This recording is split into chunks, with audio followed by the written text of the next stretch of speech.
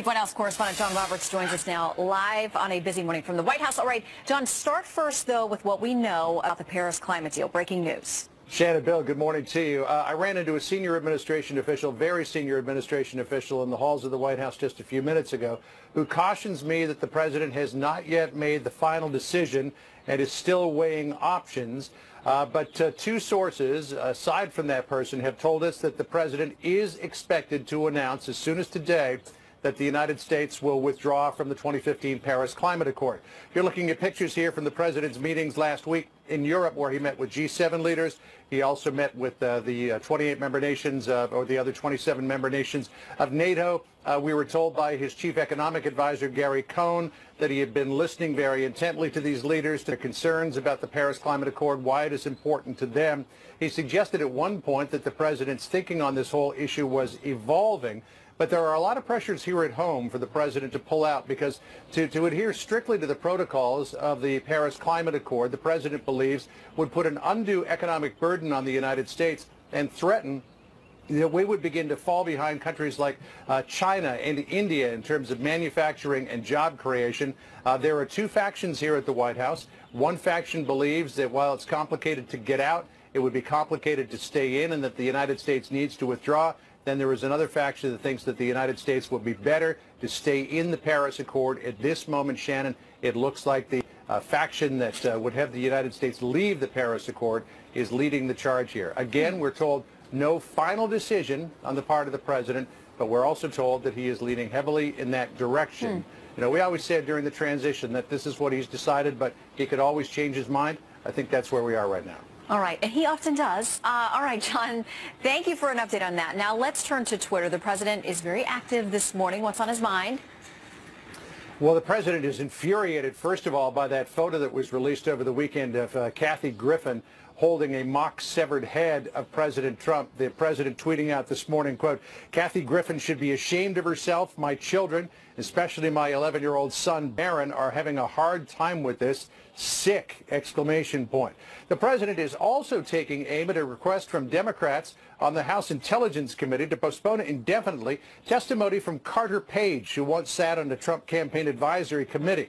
Page was identified in that unverified Russian dossier as the Trump campaign's point of contact with Russia. And certainly he did travel to Russia at least a couple of times during the election campaign. Page insists that he has evidence that James Comey, the former director of the FBI, and John Brennan, the former head of the CIA, and others provided false testimony in their appearances on Capitol Hill. Page says that he has evidence to the contrary, though he is not saying what those falsehoods are. In a letter that Fox News obtained that Page wrote to the House Intelligence Committee, he says, quote, "In the interest of finally providing the American people with some accurate information at long last, I hope that we can proceed with this straight dialogue soon." The president jumping on that notion this morning, tweeting out, quote, "So now it is reported that the Democrats who have excoriated Carter Page about Russia don't want him to testify. He blows away their case against him and now wants to clear his name by showing the false or misleading testimony by James Comey, John Brennan." Witch hunt. What's really interesting, though, Shannon, about this tweet is that for months we have been told at every turn by White House aides that Carter Page was never a part of this campaign, never advised the president, sat briefly on an advisory panel, and really didn't have anything whatsoever to do with the campaign. And now the president is out there promoting his testimony on Capitol Hill. Interesting times we live in. Shannon? Every day a new twist. All right, John Roberts live for us at the White House. Thank you. So a ton to analyze yet again. On the couch this morning, here he is, Chris Stirewalt. Start calling you the doctor. Talk about the climate deal from the following perspective. As a candidate, Trump said it's a job killer, he would get out of it. And there was a lot of push and pull on each side. And it appears he's made up his mind, at least now. Well, the people in the business community, a lot of people in the business community, take the point of view that the United States should do with the Paris climate deal what other countries do, what some other countries do, and ignore it. Stay in it, and then say, but we can't make the things that we said we were going to make, and these were too ambitious, and we're going to scale that back. So you stay in it, and you water it down, so that way you get a seat at the table, you're still part of the discussion. Once the United States pulls out, once we leave, then the rest of the world goes on off on its own hook, and the United States is over here. The business community, of course, is worried that eventually when a Democrat becomes president again, what happens in terms of the consequences later are much steeper. But this is something for Donald Trump's base, something that shows him as a man of action, shows him engaged, and shows him doing a big thing that will anger Europeans, and angering Europeans is something that his base likes. He would also come out and say he kept his word because that's what he campaigned on. I think the sides are very interesting. You've got foreign leaders on one side with American CEOs teaming up to stay in the agreement. Steve Bannon and people like Senator Ted Cruz saying to get out of it. And Ted Cruz penned a piece just this week saying it would obliterate $3 trillion of GDP. Now, I believe this is a President Trump now talking to people in Pennsylvania and Wisconsin and Michigan, Ohio, etc. Right. Whether this is a real agreement, an enforceable agreement or not, as you say, if it's Donald Trump against big business and elites and global elites, that is exactly the kind of thing that fires up his base at a time that he needs them a great deal. And so from a political necessity point of view, even if it's not the thing that the business community wants or that they want to do, it is something that he may feel the political necessity at this moment to do. We are waiting for more language on that. So stand by. We'll read the words very carefully when they come out. Another topic now. You wrote a piece, with this Jared Kushner deal and the Carter Page story that Shannon and John Roberts were just detailing. You wrote a piece yesterday called Whom Will Trump Trust? Now, what is the angle of your direction to understand inside the West Wing how small that circle may be getting? What's your view on that? Well, at some point, sooner or later, Trump has to decide who are the people in his administration that he will trust and empower and give them the opportunity to succeed. Because right now everybody's set up for failure. Because if you make a mistake, if you have a problem, as Jared Kushner now does, then the other crabs in the pot can pull you back down to the bottom of the bucket and somebody else takes their turn at the top. The way that successful administrations always work, and if the president should either empower his chief of staff, Reince Priebus, or find a new chief of staff that he will empower and say, you're running the administration of this government on a day-to-day basis. You are really the chief operating officer. I'll make the big decisions as they come by, but you're going to run this on a day-to-day, and you're going to be really the chief of staff. Until the president's ready to do that, none of this matters because it's just going to continue to be this swirling cyclone of chaos. Chris, thank you. More coming up with you a bit later, okay? Chris Stirewalt, thank you there in D.C., and more to get to in a moment. 8 past the hour now. And another big story this morning, former National Security Advisor Michael Flynn will hand over some documents to the Senate Intelligence Committee as early as next week. It's part of the committee's investigation into Russia's involvement in the 2016 election. It comes, this latest twist, after Flynn's attorney said he would decline a subpoena and invoke his Fifth Amendment rights. Well, the Senate panel also issued 2 subpoenas to Flynn's businesses, and once those were narrowed, Flynn, in return, agreed to turn over some documents related to both the businesses and some personal materials. We'll have more details on this with a live report ahead on America's Newsroom. And, of course, that comes after a lot of chatter about whether he was trying to get an immunity deal, whether lawmakers would be interested in talking to him. Listen, we all want to know what the truth is, right? And it seems like it's a long way off right now, and Democrats are clawing at this issue day after day. So when Robert Mueller is prepared to present his evidence, we'll know a lot more. Patience is a virtue. We shall see then. That's right. In the meantime, we've got this big story here. Nuclear tipped missiles headed for the United States, a top priority for President Trump and this administration. The Pentagon just tested a system designed to shoot down ICBMs from the sky. Was this one a success? We'll talk about that in a moment here. And you remember this, chaos at the Texas state capitol, massive protests, scuffling, shoving lawmakers, the state moving toward a full ban on sanctuary cities. So what comes next? Texas Lieutenant Governor Dan Patrick joins us live to talk about that coming up. Also, Sean Spicer back in the briefing room after 2 weeks, trip overseas, ready to take on reporters and defend his boss. What he said is the source of our fair and balanced debate today. He's very pleased with the work of his staff. I think that he is frustrated, like I am and like so many others, to see stories. Some new tweets updates coming in from the president just minutes ago. The first one, I will be announcing my decision on the Paris Accord over the next few days. Make America great again. Of course, we've had reporting from John Roberts just minutes ago that two sources tell him it is expected the president will pull out of that deal, so we'll wait and see what officially happens. Also this tweet, hopefully Republican senators, good people all, can quickly get together and pass a new repeal and replace health care bill and saved dollars. And that, of course, comes after the call yesterday to blow up the legislative process there. To go to 51 votes. To go to 51 some are votes. debating that, too. With regard to the climate deal, you just wonder after a 9-day trip overseas what the posture was of foreign leaders in these conversations. So that may come out a bit later today also. So stand by waiting for word on that. This now from Austin, Texas.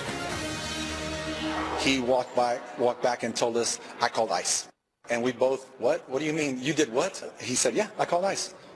And then he said, F them. You say things to incite people, okay? And that's exactly what I did. So there you have a Democrat and then a Republican lawmaker out of Texas explaining what set off this confrontation at the State House. The scuffle happened 2 days ago on Monday over illegal immigration. Protests erupting over the Governor Greg Abbott's new law that cracks down on sanctuary cities. That law goes into effect on the 1st of September. Here to explain all of this now, the Lieutenant Governor in Texas, Dan Patrick. And, sir, good morning to you. And thank you for your time. Tell us why this law was even necessary. Well, Bill, in Texas alone, these are just our statistics, not national, Texas statistics. We arrested over 210,000 criminal aliens from 2011 until the beginning of this year. We charged them with over 1.5 million crimes, Bill, over 1,000 murders, 6,000 sexual assaults, 67,000 drug crimes, hundreds of kidnappings. These are real crimes committed by people here illegally. Of those criminal aliens, almost 2/3 were here illegally. So, Bill, sanctuary cities do not make us safer. It's real crime connected to people who are here illegally. And when you have a sheriff like we have in Austin saying, I got it. Let me cut to Travis County in a moment here. Yeah. What does the law do in Texas? What the law says is, first of all, that local law enforcement has to cooperate with ICE. If there's a detainer asked, they must hold those people on the detainer. Here in Travis County, Sally Hernandez, who ran on Sanctuary Hernandez in her campaign that she would let people out, including criminals, was not following federal law. Secondly, it says that no local official, like a mayor or any elected official or police chief, can tell their police or deputies on the street that they can ignore federal law. If they want to ask for the identification in terms of citizenship upon a legal detention, they can ask that. That's what's been happening across our country, Bill. Mayors, and we've seen them all around the country, who are going to defy Donald Trump, but for years they've been defying federal law. They've been telling their police, don't ask. These are real criminals, Bill, hurting real American citizens. And we have to put a stop to it. Let me just get to a few more questions here. What if... You mentioned Austin, Travis County. Yeah. What if they do not cooperate with state law? What would the state then do? First of all, the jurisdictions could be fined, but those who are ignoring state law, which would be ignoring federal law, they could find themselves in jail themselves. So this is a serious issue. Yes. There will be a court challenge before this goes into effect. Can you win that court challenge? I've been involved in the legislature now over a decade, and every time we pass good conservative legislation, as we do in Texas, the left always takes us to court. We win almost all of the time. So I believe that this law is surely constitutional. We have a right to protect our citizens, and we really led the nation. When Trump called for the end of sanctuary cities, the Senate, which I'm president over, passed that bill in February. It finally passed to the governor's desk recently, and he signed it. And so we're leading the nation on this, and we want other states to follow us. You have to realize, Bill, we're a border state, but every sheriff in the country is a border sheriff because these people who are committing crimes across our border illegally are in every state in the country. Now, I understand the case you're making. You mentioned Austin. Is it just Austin? Yeah. I mean, you got a big state in Texas. Yeah, we've had issues with Houston. We've had issues with Dallas. We've had issues with other cities. But I want to go back to those stats, Bill. Imagine 500,000 crimes that have been committed by people who have come here illegally over the last 5 to 6 years, that you could wipe those off the books. Those people who weren't killed, those women who weren't sexually assaulted, the drug crimes that weren't held, all the cost to society, the cost to the victims, we have to clean this up. And the idea that sanctuary cities make us safer by welcoming people is just nonsense. One last point here. The critics say this will weaken the relationship between the residents of said city and the local police. You've heard that. What do you think about that? I think it's the argument the left makes because they have no other argument. Because what could they say? It's okay for criminals to come to our country. Is it not true that the relationship with police is not weaker because of it? We'll find out. I don't believe that to be the case. I have no data to show that that would be the case. I think what will happen, Bill, we're seeing it, even though we don't have a wall yet, just the position that the president has taken and Texas has taken has dramatically drop the people coming across the border, whether they're criminals coming across the border or people coming for a better life and a job. We've had a dramatic impact, and the people crossing the border is down significantly. I believe our crime stats are going to continue to lower because those people who are coming here to commit crimes are not coming across the border. We've made a significant inroad the last 6 months since Trump became president on this issue, and since Texas has taken a strong stand. Thank you, sir, for your time. That's Dan Patrick, Lieutenant Governor there of Texas. 3 months before it goes into effect, sir. We will follow it from here. Thank you for your time. Shannon. Yes, sir. Meanwhile, GOP lawmakers ready to take a stand to try to stop illegal immigrants from hurting U.S. citizens. We're going to tell you about the latest push to make Kate's Law a reality for this country and to deliver on one of President Trump's biggest campaign promises. Also, that man accused of stabbing 2 heroes to death, 2 good Samaritans, that man is in court and speaking out still. Free speech or die, Portland. You got no safe place. This is America. Get out if you don't like free speech. From tax reform to health care, how will the ongoing investigation impact the president's agenda? Answers on The Story tonight. We understand the value of hard work. We know great things don't happen overnight. We get up earlier. We work harder. Because connecting you to what matters to us. That's who we are. Spectrum, redefining what a cable company can be.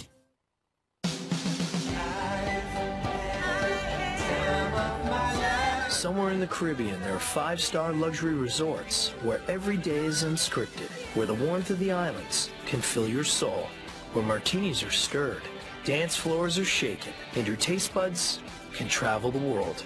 Sandals, the world's only luxury-included resorts, where love is all you need because everything else is included. Save up to 65%. Call 1-800-SANDALS. This is a Fox News alert. The Pentagon successfully intercepting a mock warhead over the Pacific Ocean amid accelerated missile development in North Korea. The test demonstrating the ability to take down a missile headed to the U.S. Jonathan Hunt covered it live. He's now live at Vandenberg Air Force Base in California. So it sounds like they are celebrating success this morning, Jonathan.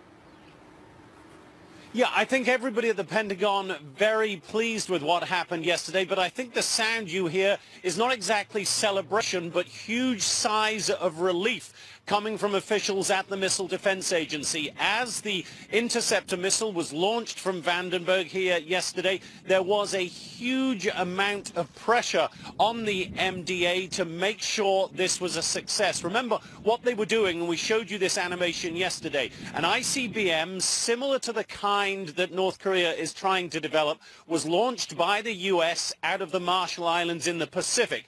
Then the interceptor was launched from here at Vandenberg, and it successfully, as it turned out, hit that ICBM hundreds of miles up in space over the Pacific Ocean. It was not easy to do, and Vice Admiral James Searing, who is director of the Missile Defense Agency, said in a post-test statement yesterday, quote, "This system is vitally important to the defense of our homeland, and this test demonstrates that we have a capable, credible deterrent against a very real threat. I am incredibly proud of the war fighters who executed this test and who operate this system every day." And nobody knows better than Admiral Searing, Shannon, that one day this might not be a test. It may be the very real thing. Shannon?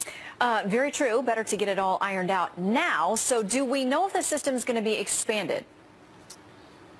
Yeah, it is. There are currently 36 of these interceptor missiles in the United States, 4 of them here at Vandenberg Air Force Base in California, 32 of them up in Fort Greely, Alaska. We were given exclusive access to the missile fields there and the silos, 70-foot deep silos in which the 54-foot-long missiles are kept. There will be 8 more across the nation, 4 more of those up at Fort Greely by the end of this year. The crews are on standby there 24/7, 365 days a year, simulating all kinds of potential attacks against the United States so that they are ready to react if and when that kind of attack comes. And they know better than anyone, Shannon, that when it comes to a real nuclear attack, they cannot afford to fail even once. So they will continue to do their work every day of every week, Shannon. And we are grateful for that. Jonathan Hunt, thank you very much. So meanwhile, the Trump administration saying it believes China is being productive where North Korea is concerned. This amid discussions between Washington and Beijing on the best way to rein in the rogue regime.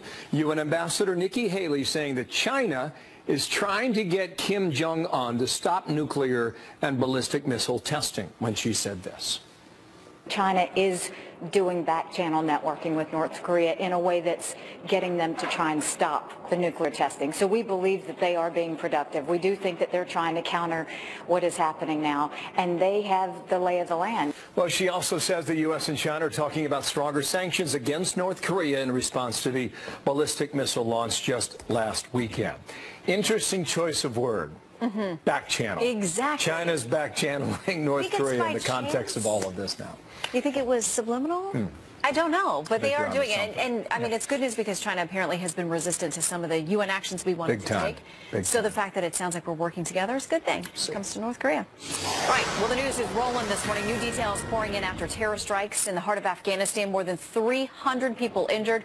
We're told at least 80 dead in an area surrounded by worldwide embassies. It's supposed to be a safe zone. Just awful pictures coming in on that, Shannon. You're right. Defunding Planned Parenthood. It's been a Republican rally cry for years, and now there's a new report that shows exactly what the organization has been up to as Republicans in Congress move one step closer to their goal. I don't want my money, my tax dollars, supporting abortion and murder. We should be adults.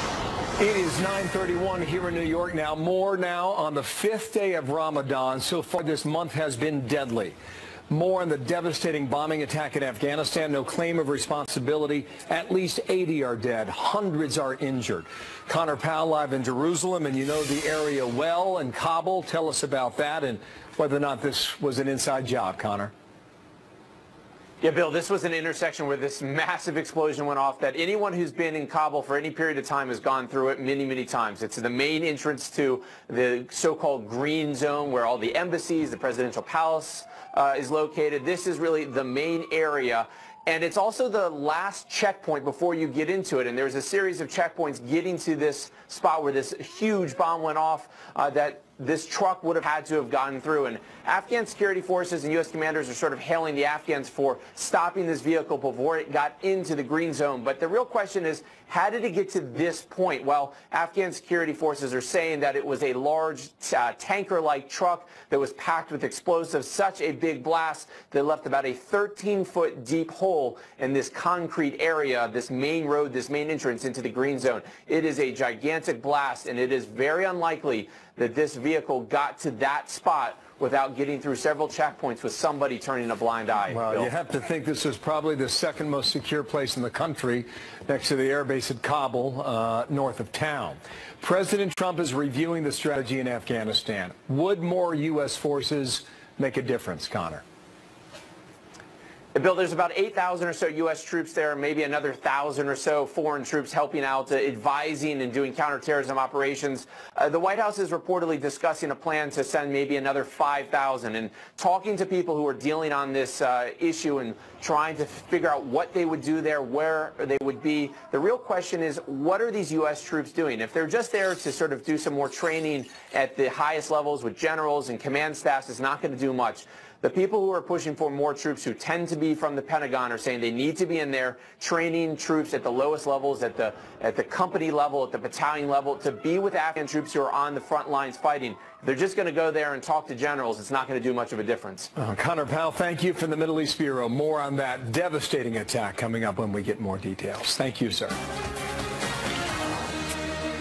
Sean Spicer returned to the White House podium for the first time in 2 weeks, and reporters did not miss a beat, going head-to-head with him over the president and his attacks on what he calls fake news. Absolutely, Jim. I'll give you an example. Sure. Friday, the president was having a great discussion at the G7, and someone from the BBC and ultimately an incoming reporter from the New York Times retweeted that the president was being rude by disrespecting the Italian prime minister. And yet, the president did a great job at NATO. You're making something out of one tweet instead of the... But again, you guys defend your mistakes like that. With all due respect, I was asked to give an example, and I did it. Prominence than anybody ever... I gave an answer to Jim. What I'm telling you is that the reason that the president is frustrated is because there's a perpetuation of false narratives, a use of unnamed sources over and over again about things that are happening that don't ultimately happen, and I think that is troubling. Brad Blakeman is the former deputy assistant to President George W. Bush, and Fox News contributor, radio talk show host Richard Fowler. Good to see you both this morning, gentlemen. Good to be here, Shannon. Richard, I want to ask you, who do you think was itching more to get back into that podium in the press briefing room, Spicy or the reporters?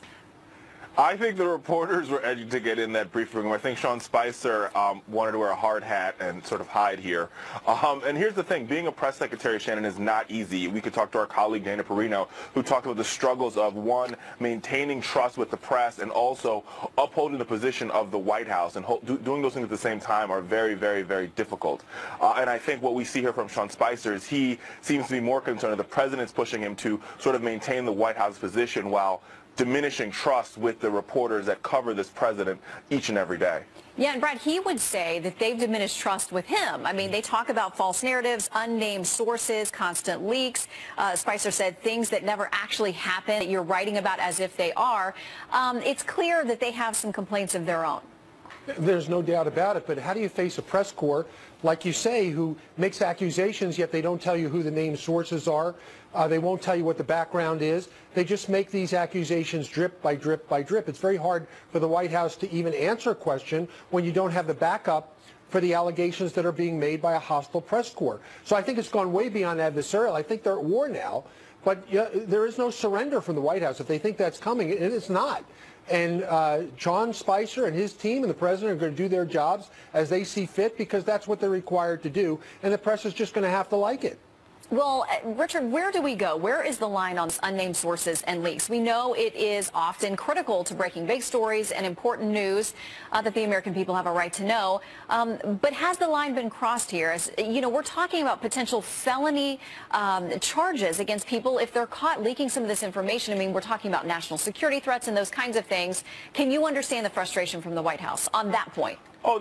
There's no question I understand the frustration of this White House. He has a leak problem. I've called it the leakapalooza that he has at this White House. But that comes down to President Trump being able to manage his White House. He is a businessman. He is a billionaire. Now it is time for this president to lead. He has been talking about leaks, Shannon, since day one of this administration. We're on now day 140, and he's still talking about leaks, and they haven't brought one leaker to justice. They haven't found one leaker. So this White House has to do two things here.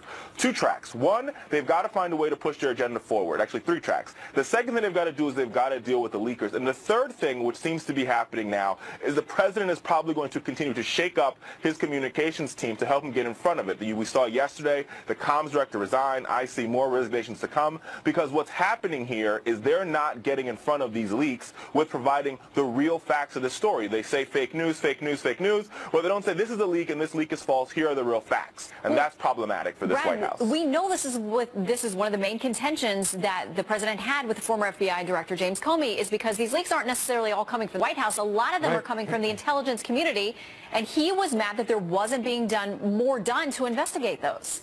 Another reason why he needed to go. But now, as the president has said, he's tasked his attorney general, and I'm sure he'll task the new FBI director, with the pledge of finding leakers, because right now that is the only crime that has been committed that we know of. The allegations of the leakers pales in comparison to the national security damage that's been done by leakers, who I will tell you are probably not political appointees. They are institutional career people who are doing this. And that's why, Richard, it's so very hard to find them. But that doesn't mean that we shouldn't. And they can be found if proper resources are given. And thank you, Richard, for saying that the leakers should be found, because a lot of Democrats absolutely are taking the other position that somehow these people are patriots. They're criminals. All right, well, maybe you guys can agree on that. And we're out of time, but listen, if you haven't trademarked Leakapalooza, we might have to start a hashtag on that. I'm running to the trademark office right now, Shannon, right now as we speak. Brad and Richard, good to see you both. Thank you. Richard, you can do it, my man. President Trump's tweets get a lot of attention around the world. You know that. One sent around midnight last night has many buzzing and a bit puzzled. Here it is. Despite the constant negative press, Covfefe. It quickly became the top trender on Twitter and Facebook. It was removed a few hours later. The president earlier today sent this out. Who can figure out the true meaning of Covfefe? Enjoy, he says. This was my wild guess, Shannon. A dessert served in Brussels. Oh, I like that. Like you have that your with own toast? theory. Well, I know, butter, a little cappuccino, you know, might be nice. Covfefe. I don't know. It maybe sounds like sort of Italian. Oh, do you think it's Covfefe? I don't know. We're not even sure the pronunciation, much less what it is. But I like your theory about the desserts. We'll stay tuned. It's delicious. He's had it. He knows. All right. Well, Rush Limbaugh says he knows what's holding up Republicans in Congress. So the Republican Party, which is ostensibly the party of the president, and they owe their majority to him, particularly the Senate, are roadblocking Donald Trump more than the Democrats are. It is no secret that Republicans and President Trump need a legislative win. We're going to tell you what the president is saying this morning about his two biggest proposals in Congress. Also, new video here showing one top Republican explaining why he thinks Democrats do not actually want an investigation on Russia. Watch. They have tried to destroy this Russian investigation. They've never been serious about it. And one of the great things now that I've stepped aside from this Russian investigation, I can actually... Democrats don't want an investigation on Russia. They want an independent commission. Why do they want an independent commission? Because they want to continue the narrative that Vladimir Putin and Donald Trump are best friends, and that's the only reason why he won, because Hillary Clinton could have never lost on her own, so it had to be someone else's fault. So this is very interesting video. Just released, Intelligence Chair Devin Nunes out of California, Republican, claiming that Democrats are unhappy with the congressional investigation into Russia's meddling because it will not come to the conclusion that they desire. The LA Times reporting that comment happened at a private dinner last month, a day after Nunes recused himself from the investigation. And he said in that meeting that go ahead and report it. This is what he believes. Mark Thiessen, columnist for the Washington Post, fellow of the American Enterprise Institute, and a Fox News contributor. Mark, good morning to you. So, good morning, Bill. How are you? I'm fine, thank you. Nunes and his position is quite clear. I mean, he states it there. Put Trump with Putin and you've got a winner. What do you think of his comments, given the profile that he has on a story like this? Sure. Well, I mean, since he made those comments, there actually has been an independent special counsel appointed by the Trump Justice Department by Rosenstein. And so that really takes it out of the hands of the Democrats at this point. There's going to be an independent investigation. They can't really politicize it anymore because there's an investigation going on. And I think that's good. That's good for the Republican Party at this point because they can get back to doing what they're supposed to be doing, which is legislating. Well, here instead then, of obsessing about Russia. Here then is the Democratic response. This is Eric Swalwell. He's from California as well. When he said this, by the way, he's also on the Intelligence Committee of the House. Mm-hmm. Sure. I think Republicans and Democrats, because Republicans are on my bill as well, care about the future of our elections. And if we don't have free and fair elections, what do we have in this country? So I hope both parties can put aside politics and just get to the bottom of what happened. I think everybody wants an answer. I think you'd agree with that. But yeah, when he says free and fair, that's the suggestion in that answer is that the election was not fair, Mark.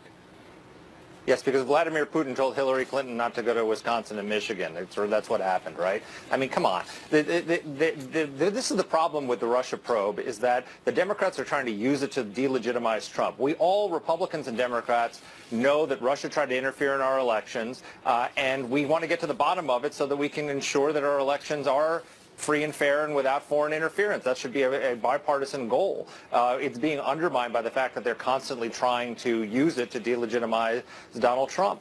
But the true reality is, again, we've got an independent investigation now. We've got somebody who everybody agrees is going to do it fairly in Bob Mueller. So let's move on. Let's start legislating. Let's start doing the people's business. People in the countryside are absolutely sick and tired of hearing about Russia, Russia, Russia every day, when what they want to hear about is we passed tax reform. We passed health care reform. We passed a bill to deal with opioids. We passed school choice. We passed things that are going to improve their lives. They're sick and tired of Washington wrapping itself around its axle, talking about Russia, Russia, Russia all the time. Can we walk and chew gum at the same time? Well, anecdotally, last weekend and the week before that, I was in Ohio, and nobody asked me about Russia. So point taken. No, exactly. Now, Carter Page says he wants to testify, and apparently Democrats are not moving forward with that. Well, what do you make of the movements of Carter Page, a guy who was not paid? To me, he looked like he was looking for a job on the Trump team, did not get one, and was later forced to step aside in September of last year. And as I ask you that, in the vein of Robert Mueller and his investigation, which by all accounts seems to be moving forward at a pretty quick pace at the moment, sure. Does Robert Mueller tell Carter Page, don't testify, just sit down for now? Or are Democrats really not interested in what he has to say? I think we should, the Democrats and Republicans on Capitol Hill should just take their cue from Bob Mueller. And if he doesn't want people to testify, then they should not testify. Carter Page, by the way, he's such a junior ranger. He never even met Donald Trump.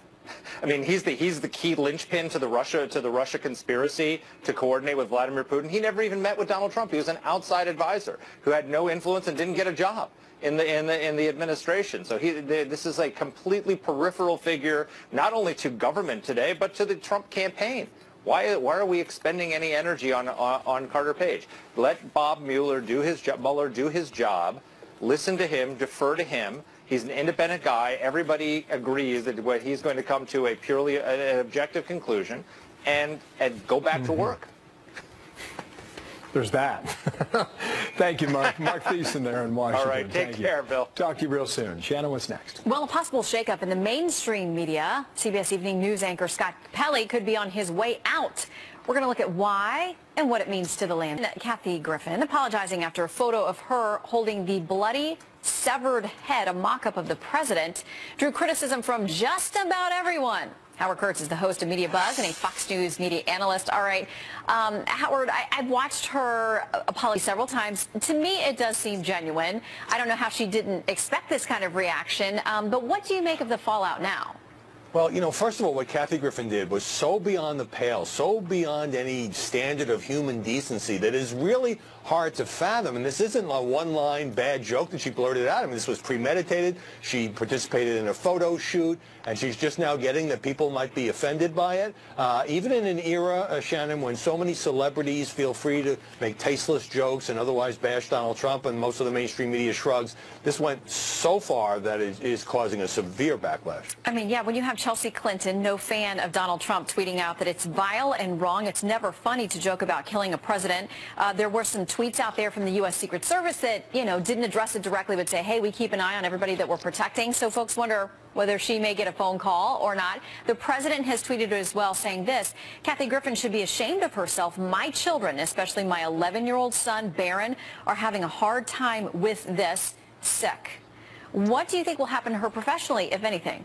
Well, it's a really interesting question because CNN, which of course puts her on with this big extravaganza every New Year's Eve with Anderson Cooper, has had an unaccountably tepid reaction, putting out a statement that does criticize what Kathy Griffin did, but saying, well, we are evaluating whether to keep her on this New Year's Eve special. Now, if Kathy Griffin, I guarantee you, had held up a bloody mask for the head of any other president, there is no way that CNN would want to put her next to Anderson Cooper for that big night at the end of the year, she would be gone. I think what CNN's really saying is we're going to watch the reaction and see if this blows over. Yeah, I mean, we know that comedians push the edge. That's what they do. They push the envelope, and part of what they do is making a mockery, going too far. She admits she went too far this time, but do you think there's a double standard? You mentioned, had this been another president, the reaction may have been swift and a lot more harsh.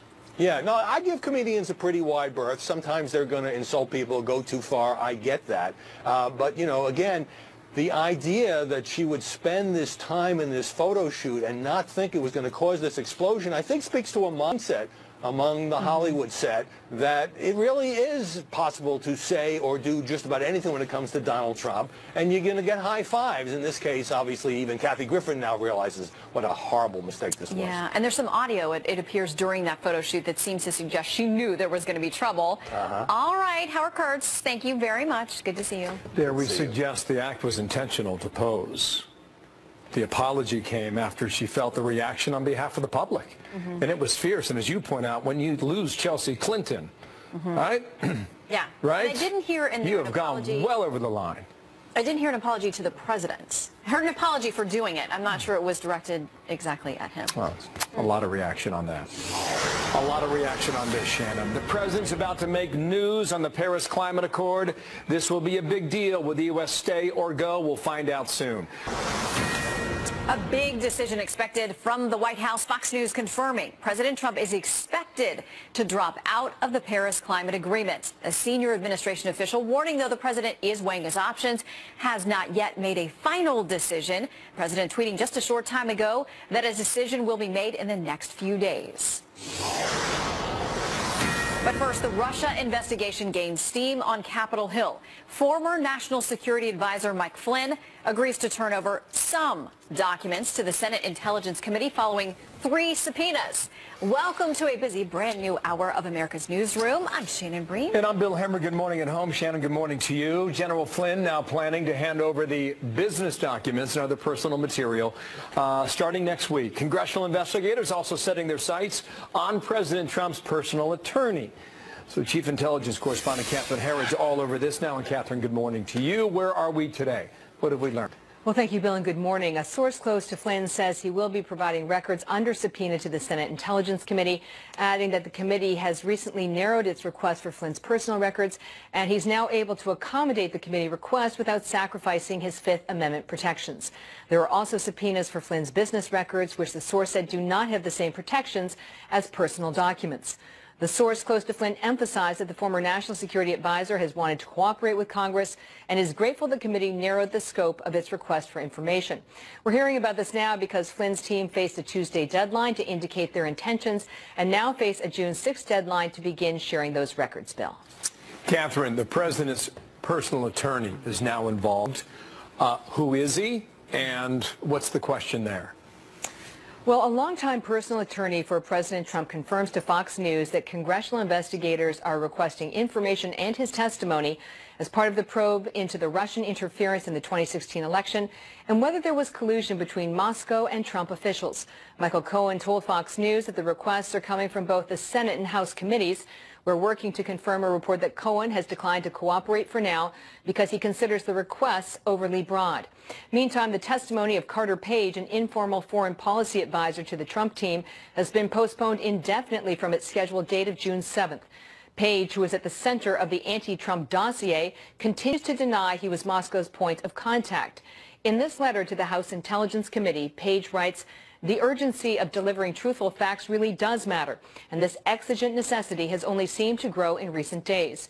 A source familiar with the matter said Page's testimony was put off at the request of Democrats on the House Intelligence Committee. A spokesman for the ranking member, Adam Schiff, told Fox News they do not comment on any communications they have with potential witnesses, Bill. All right, Catherine, thanks for that. Catherine Herridge in Washington, D.C. Shannon. Let's bring in Steve Hayes, editor-in-chief of the Weekly Standard and a Fox News contributor. Good morning, Steve. Morning, Shannon. Okay, so we're going to get some documents, not all documents. There are 3 subpoenas. One of them was to have him actually testify. And just to be clear, it doesn't sound like we're going to get that. Correct. So, yeah, Right. these documents, how much of a difference do you think they'll make? Well, of course, it depends on what the documents are and what they tell us about Michael Flynn's activities. I mean, I think the interesting thing that Catherine Herridge just reported on was that the Flynn team thought that the request was too broad before. It seems that they've narrowed the request. The Senate committee has narrowed its request, and now Flynn is willing to comply. But to put this all in a broader context, I think these congressional investigations really don't matter nearly as much as the special counsel investigation that Bob Mueller is going to be running. Yeah, and we're hearing that there are several key players who have been reached out to by any number of these investigations to testify. The president's personal attorney, obviously his son-in-law, who has said, I'm happy to come and I want to talk to lawmakers about what I know, Carter Page and many others. And what do you make of what we're hearing now about the Carter Page testimony, that he's saying, I'm not going to be allowed to come and testify and actually rebut some of these things that are not true?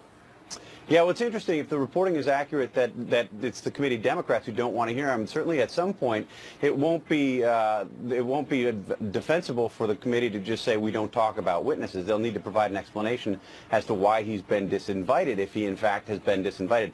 But it's not as if the American public hasn't heard from Carter Page. And Carter Page has been giving interviews for months now. People who wanted to have an opportunity to evaluate the veracity of what he's saying can do so in these other interviews. And he, of course, is free to offer his, a lengthy rebuttal to what has been alleged against him at any time.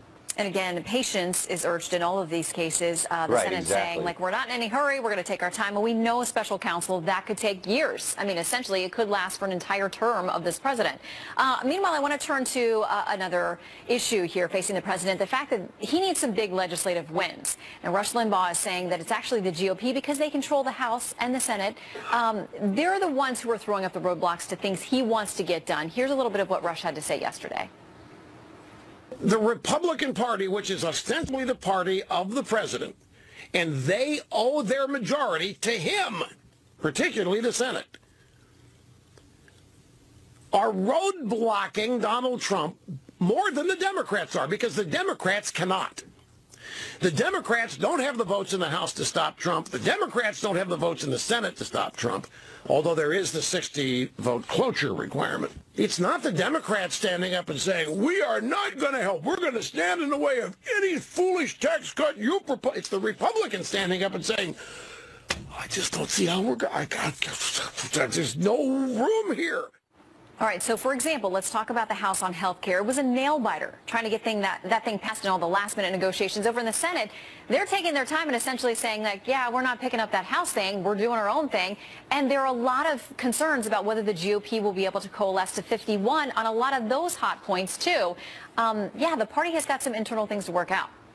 I don't think there's any question about that. I think what you would hear from Capitol Hill in response to what Rush Limbaugh says is that the president hasn't provided the kind of direction that they're looking for on Capitol Hill. And at times the president has said things that are internally contradictory. I mean, you just had this tweet from President Trump a few days ago where he talked about Obamacare and the prospect of, quote, adding more dollars, unquote. Well, what does that mean specifically, and how, if you're a conservative on Capitol Hill and you're worried about the rising cost of the ACA and health care more broadly, you're going to want to know the specifics of what the president means when he says he's going to add more dollars. At the same time, the president has suggested that he'd be willing to work with Democrats to craft an alternative to this Republican-led health care reform. Well, what does that mean specifically? And if he's serious, what would that mean for the future of health care reform? Is he moving towards single payer? So a lot of those details have to come, and they have to come from the White House. All right. Well, we'll stand by to see what more comes from 1600 Pennsylvania Avenue.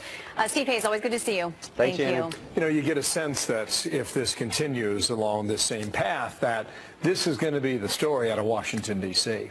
If you get into late summer and there's no movement or much movement on either of these two big issues, this is what everybody will be talking about. Yeah. That's my sense. There's definitely back and forth with the president and with the Hill when you see him saying 2 days ago in a tweet, or a day ago in a tweet, about essentially let's blow up the legislative filibuster in the Senate so we can get things done. Republican leaders immediately coming out and saying that is not going to happen. And then today his tweet where he talked about Republican senators and he said, all good people. So he's clearly maybe trying to mend that fence. Yeah, so we'll see how they do now. You know, Mitch McConnell, Paul Ryan, they've got a Heavy lift. They've got a heavy lift and a lot of pressure on both these areas, so stand by on that. In the meantime, let's go overseas. New information emerging about the man behind the Manchester massacre. Police say it appears Sam Abedi bought most of the bomb-making material by himself. But investigators are not ruling out the possibility he had help from a larger terror network. Greg Palcott live on the investigation in London now. And Greg, what do we know today? Hi, Bill. New information today, in fact. Police now thinking that perhaps the Manchester bomber was a bit of a lone wolf. Police were releasing new information about the man, 22-year-old British-Libyan man, Salman Abedi. They say that he purchased the core components of the backpack bomb he used to kill 22 and to injure more than 100 in that terrible concert attack last week. And then he assembled them on his own, all in the 4 days leading up to the attack after he had returned from Libya. Now, bomb-making instructions are pretty common online, especially, for example, on ISIS websites. The ISIS terror organization had claimed responsibility for the attack. Police still say, though, that they're looking at whether there was any kind of a support network backing him up. Also turns out that they're really trying to find out if they have their handle on all of the explosive materials. They released just a couple days ago another picture of the attacker with a blue suitcase. One assumption had been that some of the leftover explosive materials or the explosives were transported in that suitcase. There have been scenes of the police searching a landfill near Manchester and some supposition that they're actually searching for the suitcase there. All told, Bill, 16 people have been arrested over the course of the investigation so far. 11 people remain in police custody. 3 have been released additionally just in the past 24 hours. In custody in the UK, one of Abedi's brothers in custody, detained at least, in Libya where they were living. Another brother, also the father. Police say they still have something like 3,000 lines of investigation outstanding. Just about every police force is connected with this investigation in one way or another. It's a nationwide search, and that terror threat still at the severe level. You can clearly understand why, too. Greg, thank you. Greg Palcott in London today. Devastation in Afghanistan, a terror attack killing dozens, injuring hundreds more. All of this happening in a highly secure diplomatic area. So how could this have happened? New details just ahead. Also, Republicans promised to defund Planned Parenthood, but new data finds the organization is actually relying more on government money. We'll take a look at those numbers in a moment. And the media continues to go after Jared Kushner in the next phase of its firestorm over reported back channels of communication with Russia. The elite media wants to forget that Obama created back channels to Iran. At the time, of course, they all thought Obama was wonderful, so it must have been a good idea. Richard Nixon created a back channel to communist China. You can go down item after item like this and you say to yourself, surely the Washington Post has somebody with a sense of history. Hi, I'm William Devane. You've heard me talk about how smart it is to buy silver. Well, there's a growing demand for silver around the world, and right now silver is very affordable with room to grow in value, so don't miss out. I buy my silver from Rosalind Capital. Buying silver has been an important way to accumulate wealth for thousands of years, and a great way to start investing. There are silver coins, silver bars, and even full bags of silver, and Rosalind has them all. And with Rosalind, what you order is what you get. No gimmicks, no nonsense, no hassle. I like that, and so will you. So when it comes to buying gold or silver, call Rosalind Capital. Call now and get a free gold kit, including coins only available from Rosalind Capital, a free silver kit, and a free IRA kit. Call 800-630-8900, 800-630-8900, 800-630-8900. Approaching Medicare eligibility? You may think you can put off checking out your Medicare options until you're 65. But now is a good time to get the ball rolling. Keep in mind, Medicare only covers about 80% of Part B medical costs. The rest is up to you. That's where AARP Medicare Supplement Insurance Plans, insured by United Healthcare Insurance Company, come in. Like all standardized Medicare supplement insurance plans, they could help pay some of what Medicare doesn't, saving you in out-of-pocket medical costs. You've learned that taking informed steps along the way really makes a difference later. That's what it means to go long. Call now and request this free decision guide. It's full of information on Medicare and the range of AARP Medicare supplement plans to choose from, based on your needs budget. All plans like these let you choose any doctor or hospital that accepts Medicare patients, and there are no network restrictions. United Healthcare Insurance Company has over 30 years experience and the commitment to roll along with you, keeping you on course. So call now and discover how an AARP Medicare supplement plan could go long for you. These are the only Medicare supplement insurance plans endorsed by AARP, an organization serving the needs of people 50 and over for generations. Plus, 9 out of 10 plan members surveyed say they would recommend their plan to a friend. Remember, Medicare doesn't cover everything. The rest is up to you. Call now, request your free decision guide, and start gathering the information you need to help you keep rolling with confidence. Go long. Golden Corral now opens for 7-day brunch, French toast, omelets, a mashed potato volcano? Nice. We have over 150 choices, but the only one that matters is yours. Golden Corral, your choice rules. Everything your family touches sticks with them. Make sure the germs they bring home don't stick around. Use Clorox disinfecting products, because no one kills germs better than Clorox. President Trump meeting with 2 more candidates today as he searches for his next FBI director. White House confirming he met with John Pistole and Chris Wray yesterday at the White House. He's Pistole, former head of the TSA. Wray ran the Justice Department's criminal division under President George W. Bush. White House Press Secretary Sean Spicer saying that President Trump will continue meeting with candidates until he finds the, quote, right leader. So more coming on that shortly. Yet another terrorist attack overseas, this time Afghanistan. Terrorists striking the heart of the capital. At least 80 people have died. That number continues to grow. Hundreds more are injured there. Most of the deaths, civilians, including women and children. Lieutenant Colonel Ralph Peters, Fox News strategic analyst, joins us now live. Colonel, great to have you with us. What do you make of this? Because it comes in an area that we're told is supposed to be among the most secure. The embassy's there. It's a diplomatic sort of enclave. And yet, apparently there were numerous checkpoints that would have had to have been crossed or breached for this to get where it wound up. Well, several things happened. First of all, they didn't penetrate all the way into the area. From what I'm told, the bombing was really on the fringe of the diplomatic area, and it did hurt, hit the damage the German embassy, the Turkish embassy, the French embassy, and some others. However, the fundamental problem in Afghanistan, the problem of legitimacy for the government, is corruption.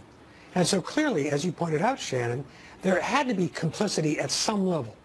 But the terrorists, and I believe it was Islamic State, by the way, the terrorists were also very, very clever, as they often are. They used this big tanker truck that takes away septic waste from cleaning sewage systems. Well, I can guarantee you that the Afghan guards on duty would have inspected any other truck, but a truck carrying sewage waste, they don't want to touch it, and they don't want to get defiled. This was really smart, saying, you don't want to touch this stuff, guys. So it was a well-run operation. Now, why do I think it was Islamic State? I do not believe it was the Taliban. They do not go out of their way to kill Afghan or other civilians. Possible that it was Al-Qaeda, but it bears the hallmark of the local Islamic State affiliate, Islamic State in Khorasan, because they just want to commit carnage, to create carnage. And they did it, remember, in the opening days of Ramadan, the most important month of the Islamic calendar. And so this savagery, where again, most of the victims were Afghan civilians, most of the victims are Muslims, a few diplomats reportedly, possibly some media people hurt. But this is Islamic State doing 2 things. One, affecting the local situation, showing that they're there and they can do a lot of damage. But also, Islamic State doesn't think in terms of Rand McNally map borders the way we do. And they're hitting back, to me, they're hitting back for all they've suffered in Syria, in Iraq. And they're a truly international organization, and expect more. Yeah, and as you said, don't think it's the Taliban. Interesting to me that so often there are so many groups who run to take responsibility, but the Taliban denying they had any involvement with this. I want to turn to the Kurds now, because I heard repeatedly from sources during the Obama administration that they were making overtures again and again to the administration to be able to purchase, not for us to gift them anything, but things that they needed, and were reportedly turned down at every turn to try to get some of these things. Now we understand the U.S. is giving them small arms, maybe some vehicles. Turkey not happy about it. The Turkish Deputy Prime Minister saying this, quote, "We cannot accept the presence of terrorist organizations that would threaten the future of the Turkish state. We hope the U.S. administration would put a stop to this wrong and turn back from it. Such a policy will not be beneficial. You can't be in the same sack as terrorist organizations," which, Colonel, as you know, is the way they refer to the Kurds. Well, the Turks are wrong. Erdogan just hates the Kurds. President Erdogan of Turkey calls everyone who opposes him a terrorist, even Fethullah Gulen, an aged cleric who's now living quietly in the Poconos, all terrorists. But the Kurds, with whom I've been affiliated in the past, I've seen them in action early in the Iraq War. The Kurds have the #1 advantage that any ally can bring to the table. They'll fight, and they're excellent fighters. They're tough, they're committed. And yes, the Iraqi Kurds and the Syrian Kurds want their own state. And why indeed shouldn't they have it? They've been oppressed by all of their neighbors, occupied by Arabs, oppressed by the Turks. So while we want good relationships with Turkey, Turkey cannot dictate to us about who our allies are at a time when Turkey is playing a triple game, doing virtually nothing in Syria, while the Kurds are giving blood in the front lines, killing Islamic State terrorists every single day. And so I just say the policy of arming the Kurds is long overdue. Obama's timidity did tremendous damage, and this is one move for which I will definitely give the Trump administration big points. In fact, I would give them heavier weapons than we're currently giving them. And maybe we will. As you said, they are good fighters, and they do have skin in this game, and those make big differences for them. Yeah. All right, Colonel Peters, good to see you, sir. Thank you. Devastating blow in Kabul. More to come on that. It was one of President Trump's biggest campaign promises. Kate's Law. Kate's Law is a good thing. They can't even get it passed. And they're devastated. Their lives are ruined.